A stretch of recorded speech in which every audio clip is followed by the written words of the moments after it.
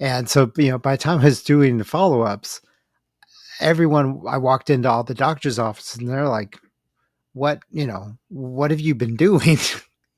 And, the doctor who did the colonoscopy, he's like, normally I see somebody who's lost this kind of weight.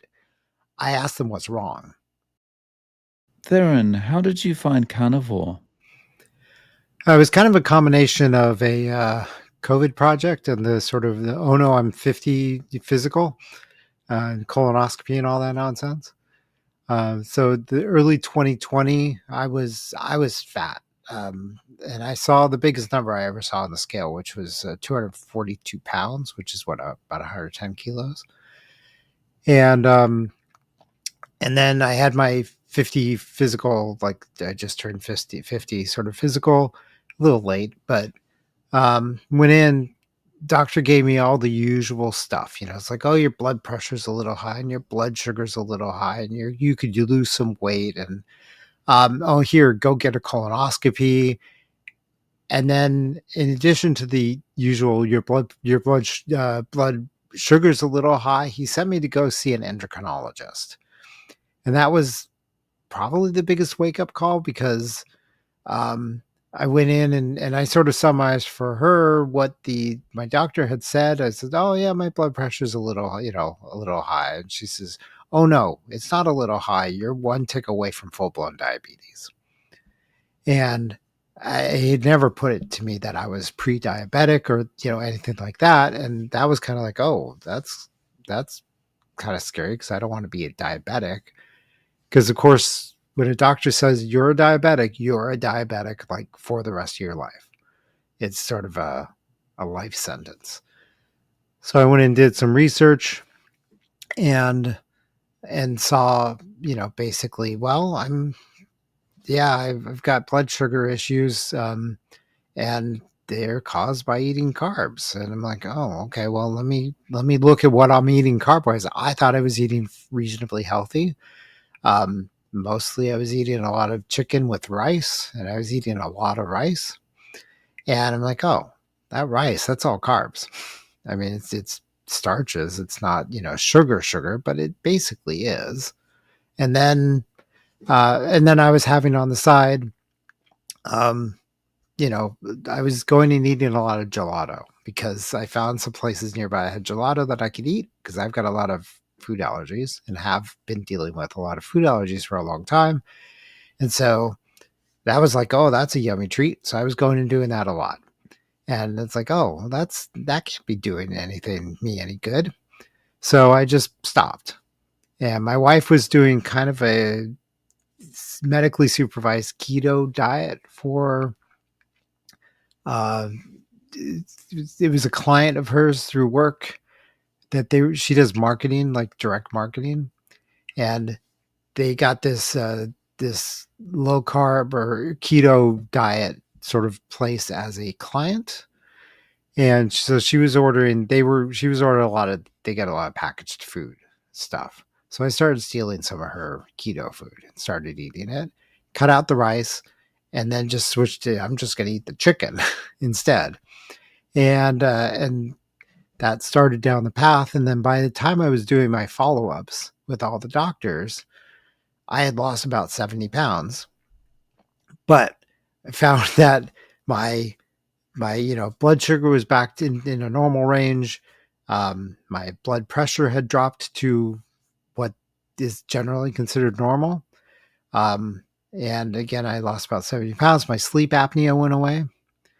And so, by the time I was doing the follow ups, I walked into all the doctor's offices and they're like, what have you been doing? And, the doctor who did the colonoscopy, he's like, normally I see somebody who's lost this kind of weight. I asked them what's wrong, but I can tell you're doing okay just by looking at you. And so at that point, basically everyone's interest in trying to put me on medication to try to address all these things that just kind of like, well, we'll wait and see how you do. Um, and but the knock on all of this was that we had, I've got my medical history goes beyond just being heavy. or being obese. Um, so, in 2012, I was diagnosed with MS, and I was diagnosed because I had a headache a migraine headache that didn't go away for a week, and then I went blind in my left eye, which is no fun. And so I ended up in the hospital for a week, and they pumped me full of steroids, and fortunately the symptoms abated, and my vision took a while, but it did eventually come back completely, which was surprising to my doctors. They didn't expect it to recover completely, but it did. But that was 2012, so that was another decade or so beyond being diagnosed with a bunch of food environmental allergies. So I had this kind of constantly rotating list of food allergies. So every time I'd go in for testing, something new would pop up, and I'd stop eating that. The first round of testing, it was a bunch of, it was difficult because, when you go in and they say, oh, you're allergic to wheat and rye and barley and a bunch of different types of fish and shrimp and seafood that you love eating, that's horrible. And especially when you figure out that eating fish or shrimp when you're allergic to it can send you to the hospital, it becomes easy to say, okay, well, I'm not going to eat that anymore. Wheat is so difficult, especially 20 years ago, 20, 25 years ago. A wheat allergy was like, what am I going to do? Because there is wheat in everything. And the uh the gluten-free movement wasn't super huge at that point, and so there just weren't that many options. And of course, now I find that I figured out that a lot of the gluten-free stuff, they substitute out the gluten for stuff that's even kind of worse for you from a metabolic standpoint. So that's kind of tricky. Um, but I've had decades worth of avoiding foods that I otherwise like to eat. So then I think it became an easy, had a lot of practice. It became, I think, really easy for me to say, okay, I just don't need sugar. I don't need carbs. And then during the pandemic, um, after I realized, well, the rice and all that stuff isn't any good for me, I started listening to, influencers in the low carb space, including like, Dr. Paul Saladino, who isn't particularly low carb anymore, which is kind of weird. But he had on his podcast a guy named Dr. Sean O'Mara, who is, sure a lot of your viewers will probably be familiar with, but he's a very low carb guy, not exactly carnivore. He calls himself a living carnivore because he emphasizes using fermented foods or eating fermented foods. Um, and I sent him a message because he was looking for people to work with, and I sent him a message with kind of my whole history, and he's like, I've never worked with anyone with MS before. I would be interested in sort of doing your scans, doing MRIs, because he uses MRIs to image visceral fat, because visceral fat is his big thing. Um, and so I went out to Minneapolis, near where he is, got MRI scans of abdomen and my brain and my legs, and I thought at that point, because I had already lost a bunch of weight, I thought I was doing pretty good. And certainly I was moving in the right direction. But I was just like, oh, wow, I still have a ton of fat inside me. Um, and started sort of, doing the sort of his strategies and working with his community of people. So he's got a bunch of his patients who sort of work together and help and support each other. And that community is super important. And it's part of the whole process. But yeah, so basically, it's I mostly eat meat, mostly red meat, eggs, fermented foods, so a lot of like kimchi and sauerkraut, um, and milk kefir, or kefir, however you want to pronounce it. I do a lot of that, and that's the bulk of what I eat. And And that has worked pretty good for me. This morning, I think I was 61.5 kilos. So I've lost quite a bit of weight. Um, and, uh, and sort of I track my, things, and we've done, and on the follow up MRI, it definitely showed a significant reduction in visceral fat. Still have a lot to go. I have a lot of stress in my life, unfortunately, which taking care of a wife who's sick and elderly, geriatric dog. Um, so I have that creates a lot of stress for me that I have to carefully try and manage, because that can get in the way of any progress. But the follow up MRIs were impressive, um, in terms of the amount of visceral fat that I've lost.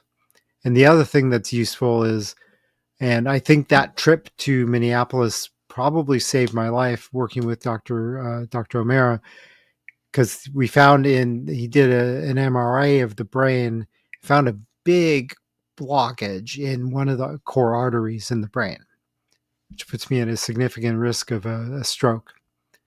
And so we are seeing a reduction in that as well. So and then follow up MRIs with my neurologist on the brain. She's also been kind of amazed at sort of the amount of weight that I've lost, and the so the most recent MRIs from her suggest that the plaques in my brain from the previous MS episodes have actually reduced in size, which is not very common. They don't see that kind of healing very often in MS patients, but it is possible. So they've reduced in size and there's no new ones. And I've not had any new ones yet. What I made some notes here. I can't necessarily keep it straight. So since my diagnosis in February 2012, my neurologist sort of figured out that I was having a flare up every 18 months on average. And then the last time they found something was in 2021 in July. It was a new spot. It was active. I wasn't feeling any symptoms. And MS is a weird thing because because it attacks, for people who don't know, it attacks the myelin sheaths that surround the nerves in your brain and spine, central nervous system. And the symptoms that you feel really have a lot to do with whatever it decides to attack. So you might, very common symptoms are people feel dizzy, lightheaded. You can have weird symptoms like if you're laying down, it can feel like the room is swirling around you, which is that was not my initial symptoms, but that was something I did feel after my initial treatment, and it's a scary, scary thing. Um, when I was first diagnosed, in addition to being blind, I was having trouble talking. So I would be trying to say things, and it was like I had to really concentrate on getting words to come out of my mouth. Getting my tongue to participate was difficult. And those are common things. Um, uh, People have problems with balance. That's why MS patients often end up in wheelchairs.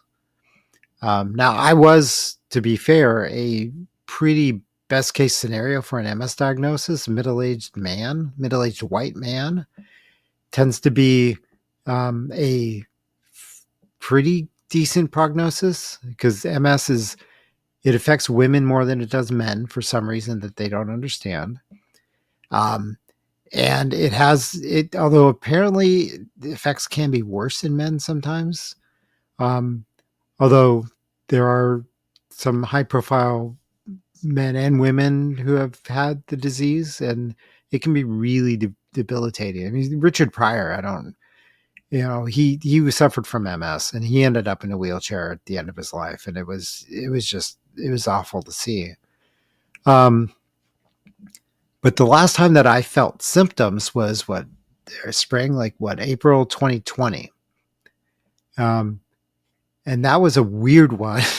Just, I think it's an amusing story. I was standing in the bathroom in the cold tile of my bathroom, and there was one spot. Is like I was standing there, and it's like the tile's cold, but my right foot feels warm. And it was like, oh, it's weird. There's a warm spot on the tile. What's going on? But it wasn't the spot. It wasn't the tile. It was my foot.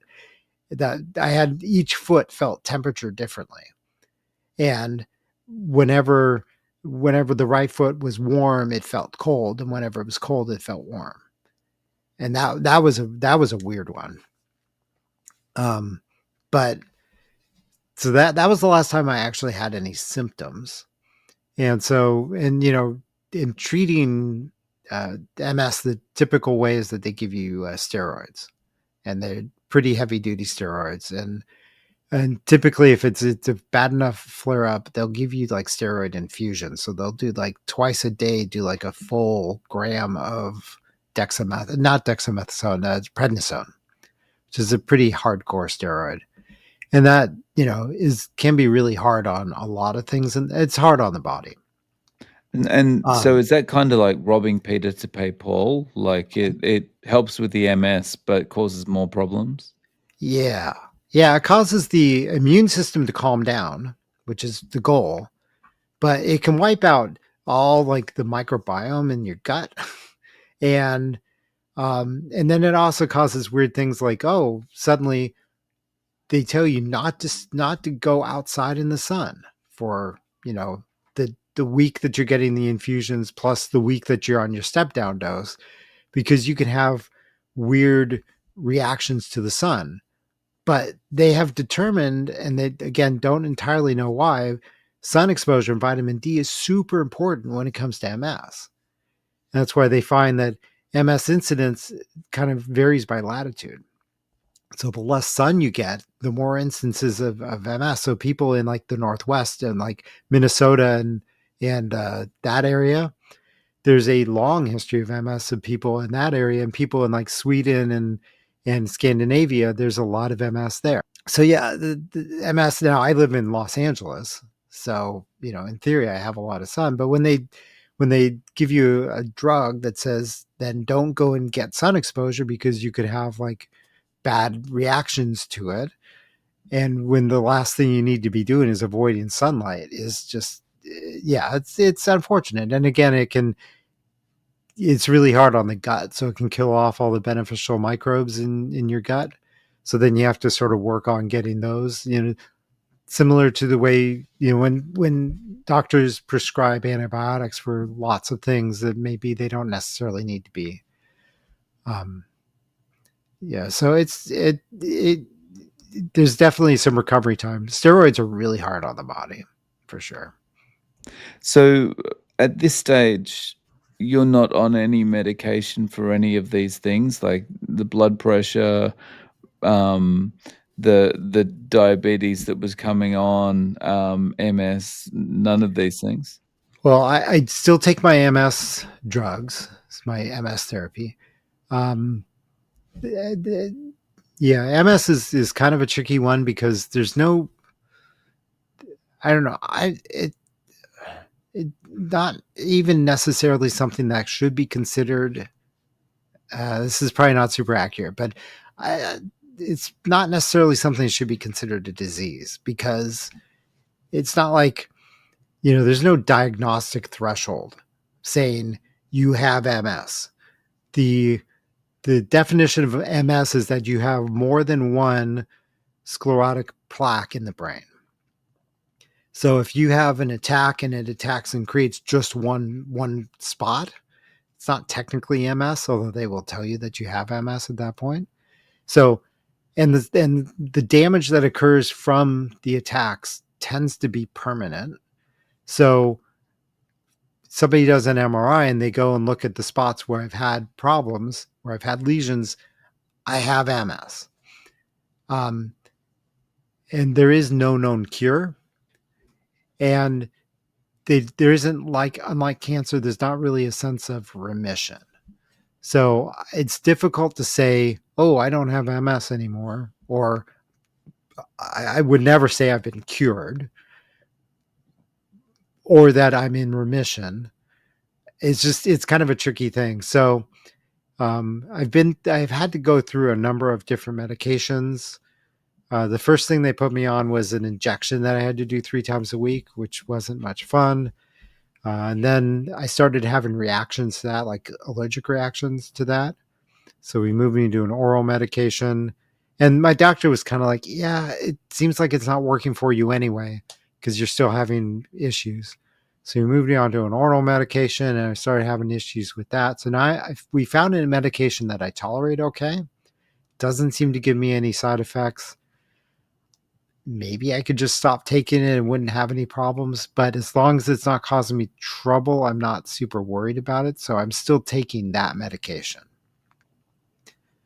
Um, but otherwise, every time my doctor throughout the years has tried to put me on something for blood pressure, I've always pushed back and said, "Oh, I'd rather address it with diet and exercise."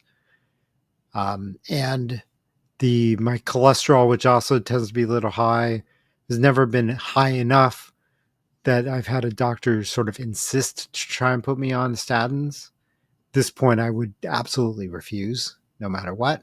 And also the blood pressure, because even though I said that my blood pressure came down to what would be considered normal levels after just a few months of eating, you know, effectively carnivore, my blood pressure now is like in the ideal range.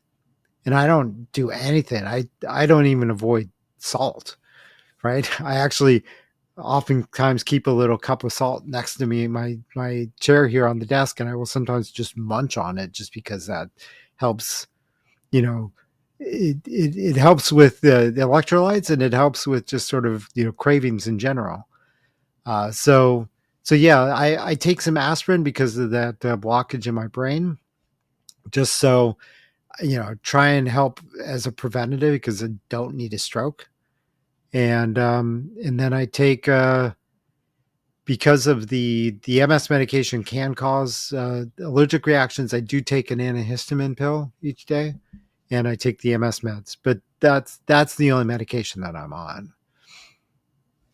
And your kind of primary care doctor is okay with all of this, or are they a bit worried about anything?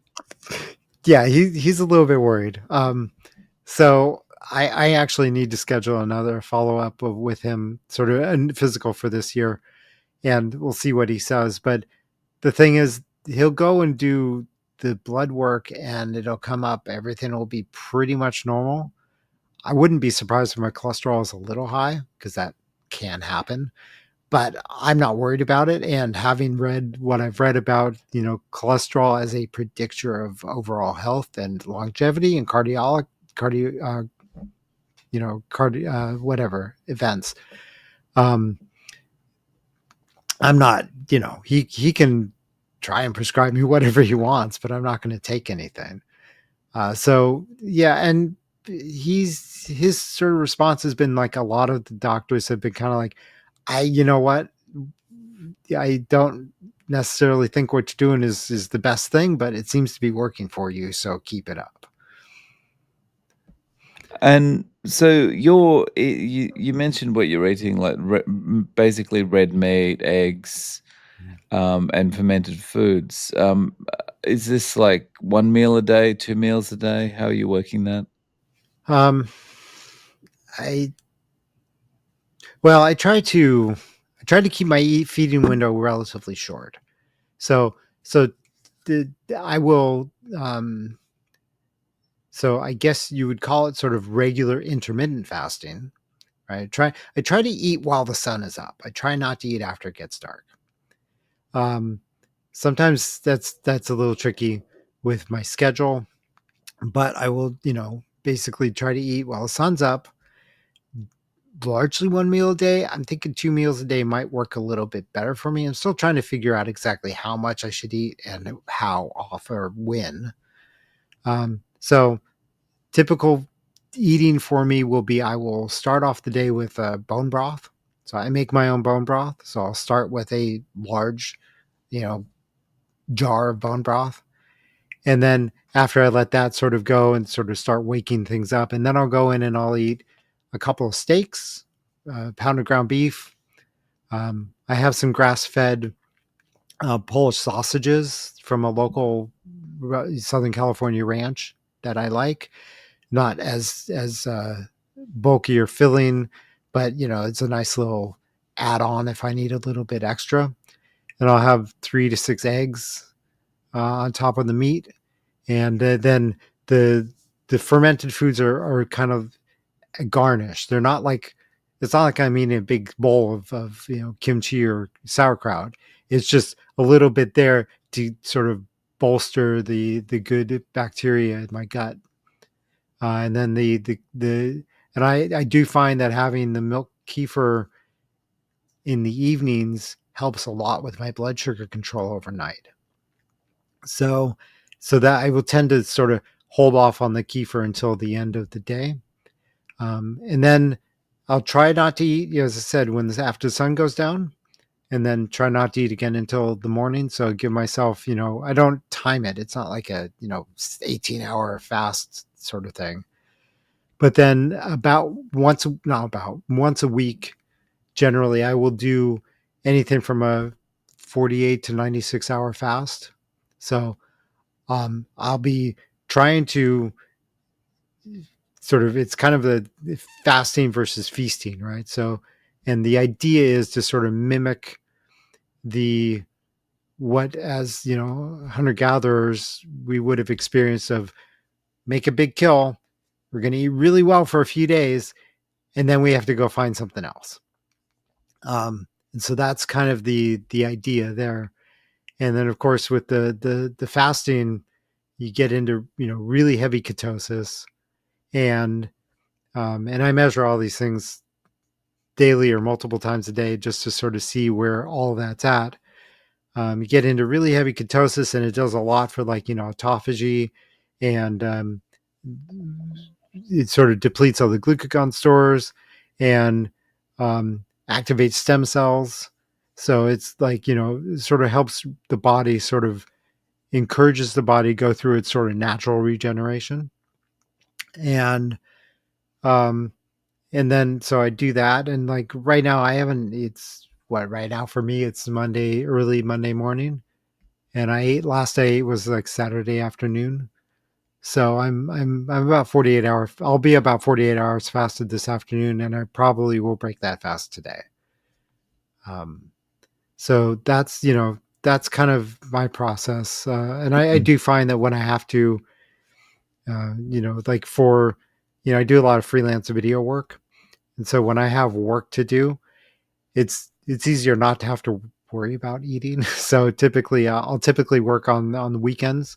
So it's like, okay, I'm just not going to eat tomorrow, and it makes things so much easier. And I don't get hungry. I mean, I you get hungry, but I don't get like that sort of pathological hunger, because without being super carb, adapted, you don't get those cravings. You don't get that really deep pathological hunger of like I have to eat now.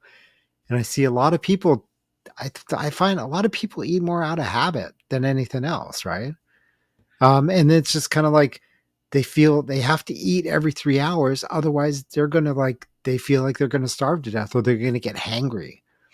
And when I tell people I haven't eaten in 2.5 days, or I haven't eaten in 3 days, they're kind of like, "What? Are you okay?" And Yeah. it's like, "Yeah, Are my you blood sugar." sick? Yeah, exactly. I'm like, no, I mean, my blood sugar is down in the 40s, but this is a point at which a doctor would say, "Oh no, you have to eat some glucose right now." I'm like, no, I'm obviously doing okay. My body can create all the glucose it needs, and I'm generating all the ketones I need to power everything else. So, that's sort of the typical eating schedule for me. Nice. So if you were advising someone about starting carnivore, what tips would you give them to maximize their chances of success? You have to ease into it. You can't doing anything cold turkey is difficult, especially if it's an addictive substance like sugar. So that's really important. I have a long history of just saying, okay, I can't eat that anymore because it could kill me, or it will make me just feel really horrible for 2 weeks. Like that was the kind of the effect if I got wheat or gluten. It's not clear which it was exactly, but I would just feel like cry. I feel like a zombie for like 2 weeks, and that's awful. That's no good. So turns out when you connect the things you eat with how poorly it makes you feel, it becomes a little bit easier. And you had a video I think you posted yesterday with tips for people, and keeping a diary of how you feel is one of the tips you gave. That's really important. Um, and the challenge with that, of course, is that it can be difficult to think I should write this down when you're in the midst of it. And especially it can be difficult to think I should write down that I feel really good today, because you feel really good.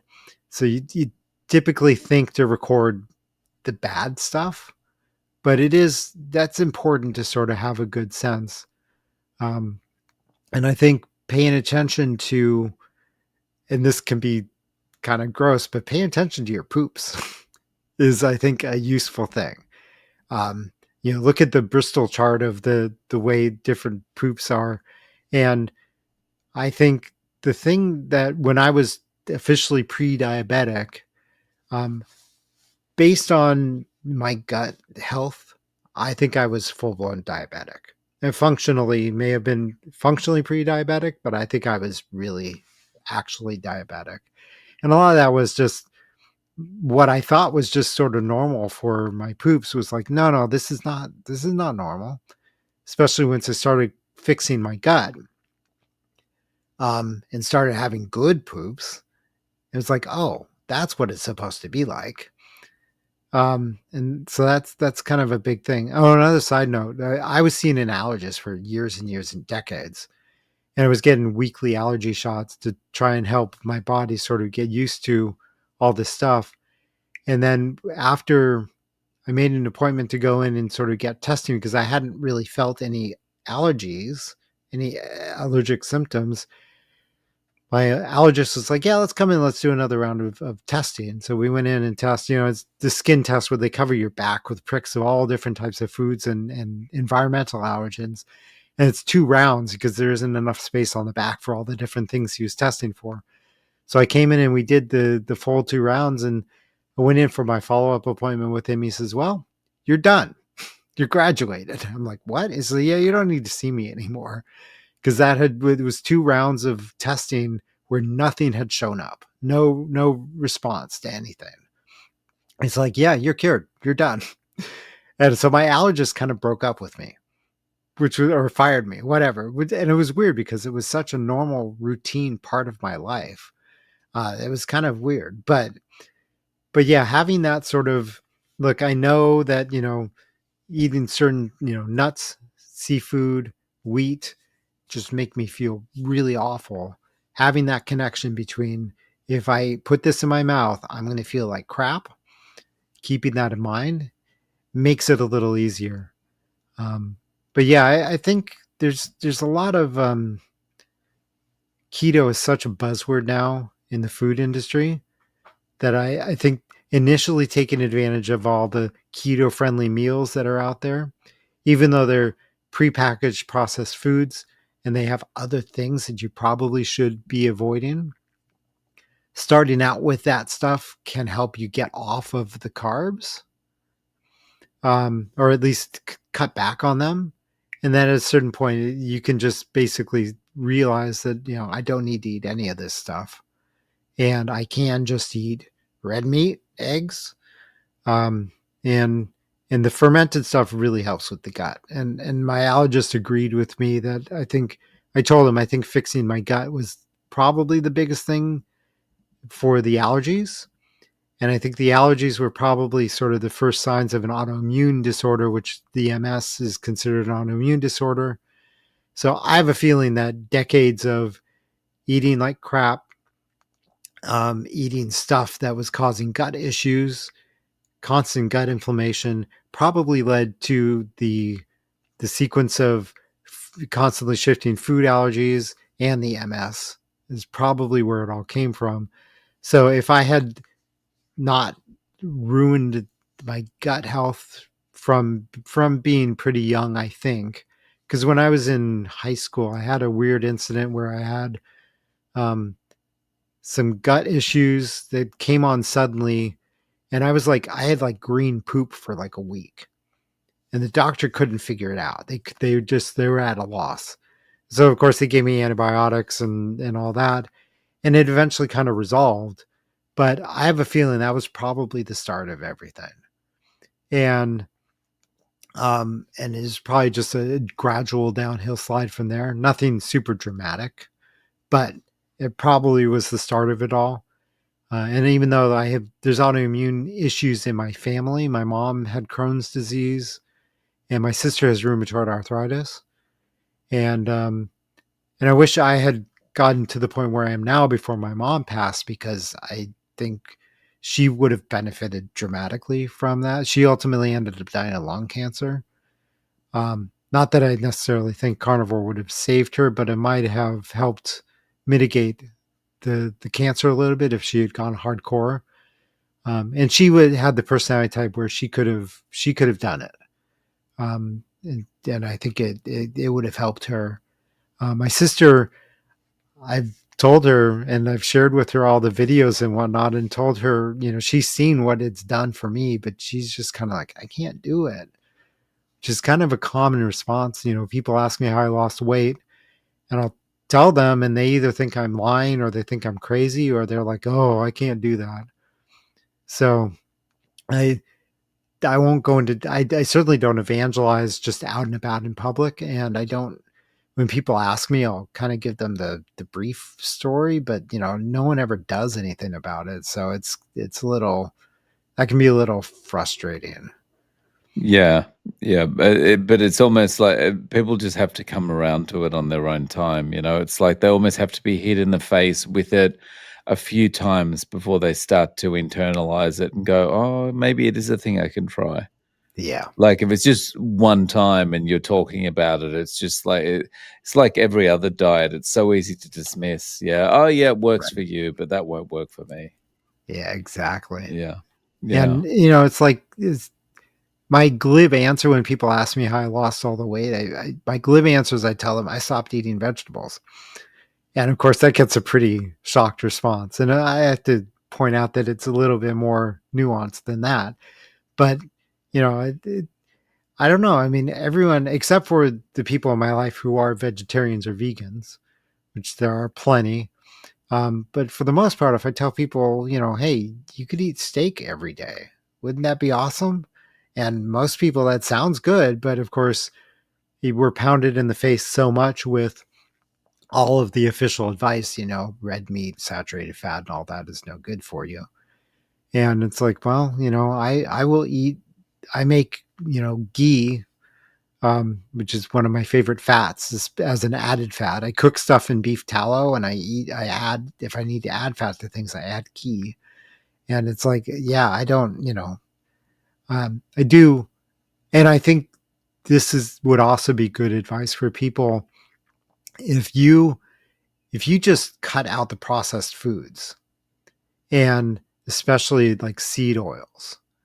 If you do that, I think that anybody does that, that puts them ahead of 80 or 90% of the population in terms of just health outcomes.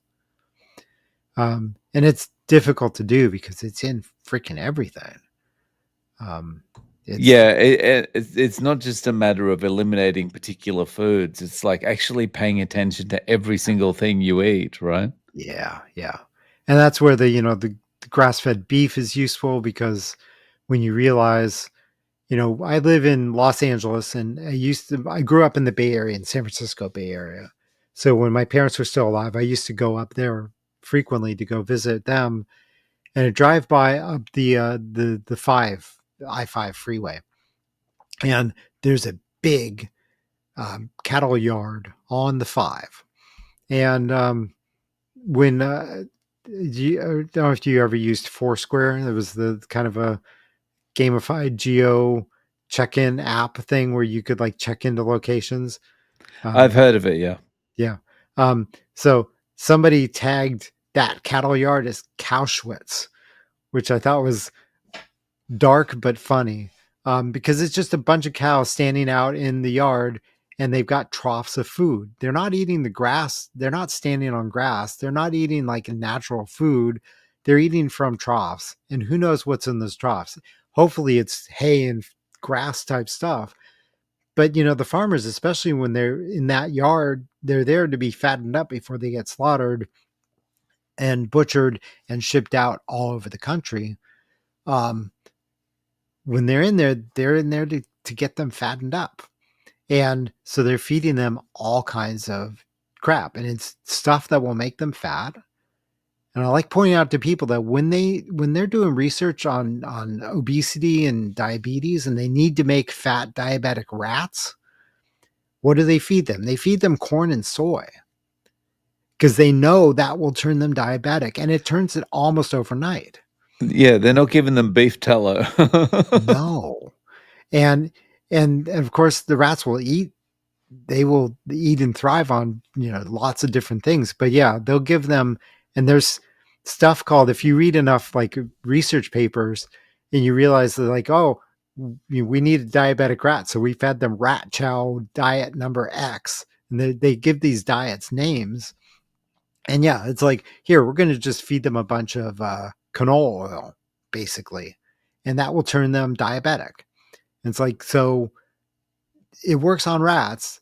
They're not that different from humans, and they use the rats in diabetic state to do research that will have potential impact on human diabetes. So why do you want to feed yourself the same thing that is going to turn a rat diabetic? And yeah, and then the doctors are like, oh, like my wife who's in cancer treatment right now, people keep recommending to her, or if you don't have a lot of appetite, if you don't want to eat, you just get some Ensure. It's like, have you looked at the ingredient list on Ensure? Because it's sugar with sugar and more sugar. And it's like toxic sludge. It's the worst thing in the world. And that's the one thing, my wife still enjoys her carbs, and she kind of sees what carnivore has done for me. And she's kind of like, yeah, maybe I'll get into that eventually.